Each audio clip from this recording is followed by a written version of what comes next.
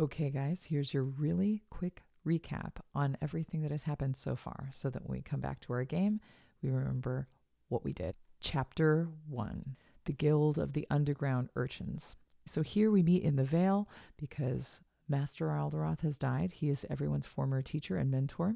Everybody seems to have a very complicated relationship with him. We meet our characters. Each one has been given by Minnie, the old housekeeper, a very special item. Falderic, the cleric, is given a blue ball. Krubak is given a stick. Freya is given a hairbrush. The Dragonborn is given a sack. And Ewe is given a globe. Also, attending this funeral, we have a group of dispellers. In those dispellers, we have 2 people of note. One is Lord Palifax Nightfire, this very handsome, golden-haired man, but a very odd, bizarre person beside him who only wears this mask, and his name we do not know, but all he does is whistle. Kind of creepy. Chapter 2, the battle below the Mythrus tree. In the middle of the night, almost everyone in the party is woken up and has a battle by the Mythrus tree. In this battle, we see that a family has been sacrificed against the tree. It's very upsetting for you. Lord Palifax and the Whistler are very, very powerful. They also seem to be working with a larger organization. In this battle, a lot happens. Freya gets entangled in the roots. Krubak, the barbarian, we learn all about his battle rage. The Whistler is a puzzle, though. Every time he seems to be stuck, he welcomes the attack almost as if he's sizing up the group. In the end, the Mythrus tree dies with a plague and darkness creeps over its roots. The Vale has to be evacuated. The Whistler takes over as the battle progresses, spinning in a flurry, rising about 20 feet into the air. The monk and the barbarian try to take him down, but clearly they are at a major disadvantage. Meanwhile, the dragon blood hunter shows up. Yes, he was sleeping. The party manages to take down 3 of the robed dispellers, incapacitating 1. Even the blood hunter shoots lightning straight at the Whistler. The Twilight cleric casts a moonbeam ray down on him as well, but the Whistler only seems to be catching minimal damage. It's almost as if he was surrounded by something darker than any of them could see. The party decides to notify the villagers of the impending danger. The Dragonborn convinces them to go into the waterfall at Stone Summit. And down, down, down they go into the cold, deep, dark caves. Eventually they come to these stairways lit by torches. And at the very bottom level, they meet 2 men waiting for them. One is a Firbolg giant, about 8 feet tall. There's also a pretty attractive satyr. His name is Reeve Randall. And they happily take them to see the fox. Continuing their descent, they come into a small city built within the cave walls, and it is truly extraordinary. There are bakeries, armories, libraries. Of course, this whole place was the design of Master Alderoth. And of course, there is a tavern. Urchins, this is where the hub is housed. There is John Tall, the short, grumpy fighter, Will, the beheader, in his tartaned clothes and thick accent, Lady Winifred Hellwise, a red-headed female with a bow and arrow. And of course there's Broderick the Fox Booker, their leader, a Robin Hood figure, if you will. He welcomes the party, informing them that they were welcome to rest, but if they roamed the halls of the underground, they would need a special coin. This coin would make everyone not just simply have access to the city at Stone Summit, but also to the entire network of urchins. He does, however, request payment, and Falderic begrudgingly hands over all of his gold. Ouch. A life of poverty and all that. Interestingly, they try to offer baubles and trinkets extended to them by Master Alderoth, but they were refused. Broderick wouldn't have them. The man lives by a code, and he said that these trinkets were far too valuable. The remaining hours of the day were spent in the tavern, where old Minnie apparently moonlights as a barkeep. And the Dragonborn found himself a pair of female Dragonborns to go upstairs with. Falderic, Krubak, and Ewe do return to the Fox's lair to get some clarification about their next move. And they learn in this second meeting where the network of spies can be found. They plan a route through Verily to find more who could help. And it would seem that the Dispellers are aiming at the Mythrus trees. And without the jewel, oh yes, the jewel, There can be no recourse. What is the jewel? A person, a concept little was known to the band of the urchins. Okay, hold on. I just have to take a little break here. Okay, that's good. Chapter 3. This episode begins with a dream revealing the death of King Vigilant, a shaky transfer of power from the children of the four divines to the crumbling old monarchy. A holy group led by Presbyter Samuel has assumed power, and you witness his speech to his followers before they dispense to do his bidding.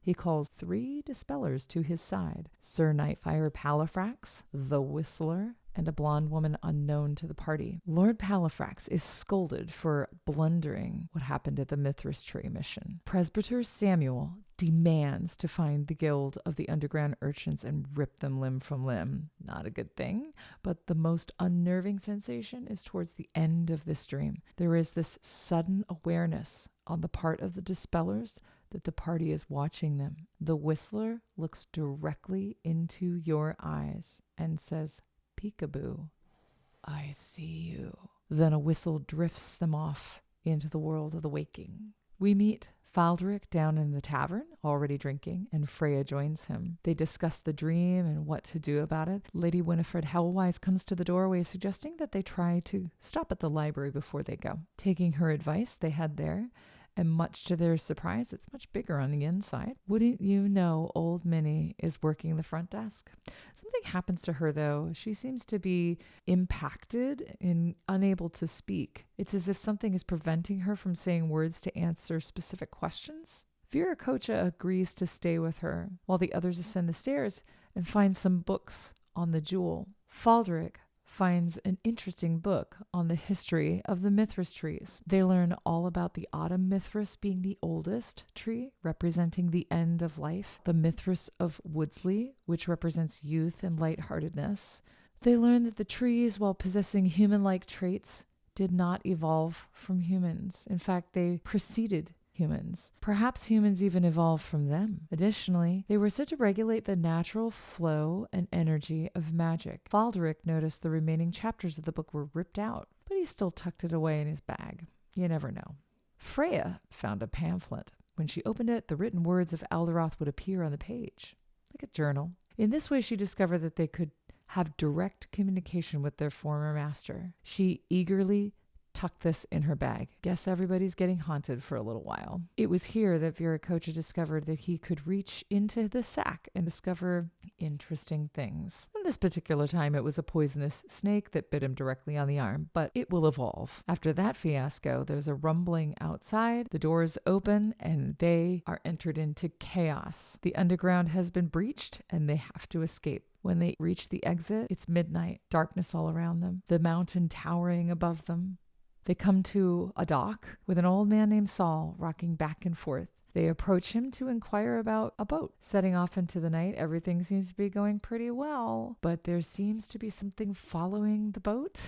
50 feet, then 40 feet, then 30 feet. Faldric cast a spell upon it. They see this dark, wretched face, pallid skin, marble eyes, and a jaw that looked as though it was sewn on with a needle and thread. The party threw whatever they could into warning shots, lightning, magic. Faldric engaged the power of the blue ball, channeling moonlight right into it and lighting a way for them to head directly to safety. But it was the druid, Freya, that manipulated the water, creating wheels for the boat, leaving the horrid creature behind. They docked on Woodsley shore, only to find no other boats or other people there. They came to a place called Tir Allender. This was a castle known for its learning and worship, and it seemed to be abandoned. Freya consulted the journal, and Alderoth said they should really stick together, or he would haunt them for the rest of their days. Additionally, they needed to figure out what those gifts were and how they worked. When you attempted to utilize the globe, a strong hand touched his shoulder, and in this he unlocks the map to Alderoth's memories. They could also see very clearly a darkness engulfing Gallifite. They knew they had to find the jewel, and they had to start by going into Tir Allender. Chapter 4, What Lies Beneath. We're going to move at a little quicker pace here. Make sure that you watch or rewatch the trailer for 4, so that you can remember the memory that Alderoth takes them through. In the beginning of chapter 4, the party enters Tiralender. They approach the gates. They see bodies in the fountain. But other than that, nothing else seemed out of place. The party searched the gardens, the courtyard, and it was Falderic, the cleric, who discovered the first mirror. When he peered into it, he noticed a small black box a few feet behind him. But when he turned around, gone. Falderic discovered he could pass through mirror to mirror. Eventually, he did come to the box. Inside was a key. This allowed the party access to the Great Hall. Nothing seemed touched in the Great Hall. There was even still food on the table, torches still burning. What happened here? Where was everybody? A further search into the private quarters revealed a sword with runes, a purple explosive liquid, and another mirror. Krubak also had a little moment here where he was feeling a little bored. He threw a bench. Long story short, the lesson here: never leave a bored barbarian to fend for himself.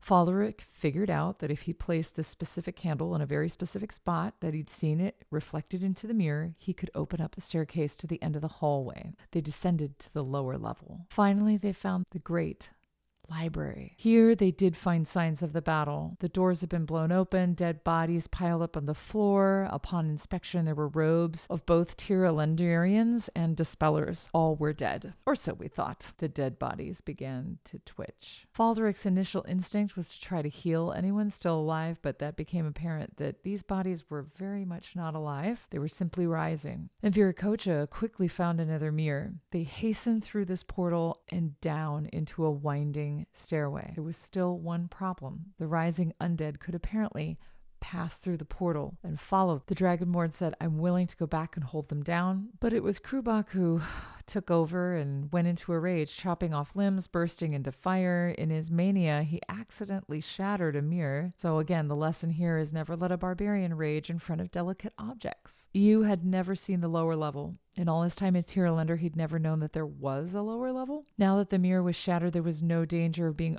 overrun by undead, but they also had no way out either. They had to figure out a puzzle on the floor, so a quick game of hopscotch made them enter a dark room. Freya provided the light. There, in the center of the room, was the jewel. The jewel glowed bright blue. It gave off a powerful magical energy. When Krubak tried to grab it, it burned his hands deeply. All this way to find a jewel and no way to transport it. What's more, they were surrounded by bodies on the floor, a mirror on one side of the room, a creeping creature of long pointed fingertips, and a hanging jaw. So they had a battle here with the undead, each of our party members working together. The monks striking in a flurry of blows. The Dragonborn used his warlock magic on the offensive. One by one, they strike down their foes. When there was only the jewel remaining, the cleric sensed a question, a yes or a no. Falderic said yes. And with that, the jewel entered a host body, Falderic, who was a bit shocked and wasn't quite sure what to do. I mean, what do you do?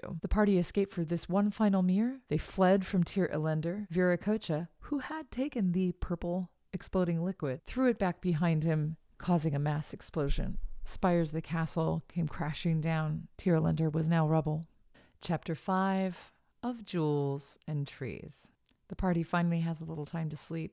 Definitely watch the Chapter 5 movie recap. Freya wakes up, consults the journal. She and the party ask it a series of questions. Is it bad that the jewel's inside of Falderic? Will it hurt him? To which their former master replies, dangerous. Yeah, not good. Can you describe where you are? Asks the journal. For a while, there's a little back and forth, but eventually a beautiful elf with long white hair appears before them. She has her arms raised. I come in peace. She introduces herself as Fia, Freya's sister. Freya racks her mind. It was true. Her mother had told her a story about a child that was born, but it possessed no magic, and in the culture of the druid world, that meant that your mother had to leave the child out into the elements as a mercy. That would line up with the story. We hear about Freya's backstory. She brings them into this encampment. A lot of things happen at the encampment. We meet Freya's mother, who's kind of a cold type of woman. She is reunited with a lot of members from her childhood. We also see a lot of clan leaders here. The Bear and the Moss clan have answered the call. No other clans have. There's a small group of 5 called a Vanguardian unit. All of them are here to defend the Mythrus tree. It has already had 2 attacks upon it, and the Children of the Divine are just getting too powerful. Meanwhile, Yu is reunited with 2 monks from his monastery, his old friend Thay Bonesmith. Thay, what a guy. The other one he'd seen but he didn't quite recognize. That one's Wee. In a conversation between they and we, Yu learns the monastery had been attacked. That's really hard to say. No one was left alive. It was overtaken, and essentially there was a conspiracy that had come up from the very top where they were teaching people inaccurate facts. It was basically being run by the children of the Four Divine. So Yu is learning that everything that he was ever taught was a lie. And on top of that, Wee was the one who was a big part of the entire conspiracy. By this point in the story, the characters have learned what all of their trinkets do. So we already know about the sack and reaching in. The blue ball searches for a path of safety. The hairbrush can change Freya's appearance. The stick becomes a mighty weapon. And of course, the globe is a map into Master Alderoth's memories. Here we also learn a lot about the Mythrus trees in a little bit more depth. The autumn tree is wisdom, Woodsley is youth, energy and spirit. There is an ice Mythrus apparently for healing, fire for vitality and passion, and the Mythrus of Skell's Keep is death. The story goes, once during the Battle of Skells, when King Prominent drained the power of the Mistress of Skell's Keep for himself by ingesting the dark stone's important. It was the dragonborn paladin Zenziria who took on the power of the jewel, allowed it to use her as a vessel, and ultimately it ended her life, replanting the seed, destroying the king, rebuilding the world with her sacrifice. Since then, the Darkstone and the jewel have been hidden to protect Gallifite. There you go. It's a lot of information to take in. And just as they're processing everything, the Mythrus tree comes under attack. There's a huge battle. Lord Palafax, the Whistler, they are all there. It was a very exciting battle. Freya brushed her hair, suddenly became the Whistler herself. She was able to distract much of the army, but not all of it. Viracocha was able to reach into his sack. The first time didn't do very much good. His second attempt was much more successful, pulling out a staff of flame. Krubak discovered he could summon Sun Forger's Bane from the stick. This weapon is used primarily to fight undead. He threw it into the chest of the Whistler and watched the body collapse to the ground. But it didn't stay down for long. It shifted and altered, pulling the axe out of its chest. The body lengthened and grew into a snake, which wrapped around the base of the tree. Falderic decided it was time to release whatever it was that was inside of him. As he grew it inside, it glowed blue. He felt himself possess the power of a god. There's the only way to describe it. Entering this would become known as the Mythrus state.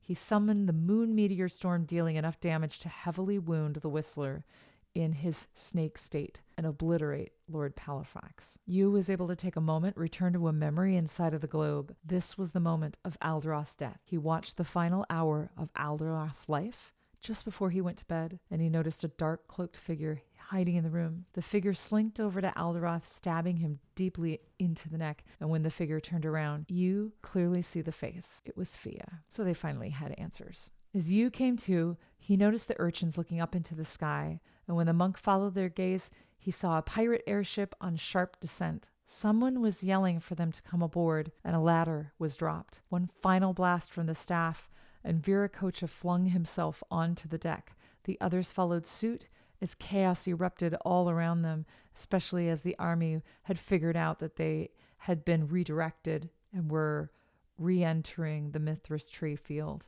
They all turned on the ship to face a young boy at the helm. "Come with me. We've got to free the captain." Freya glanced back down at all of her friends. Their bodies sprawled on the ground, but she made eye-to-eye contact with one person still standing, and that was Fia. When they met again, she promised she would kill her. And that's all we got. Now it's time for Chapter 6, Sky Heist.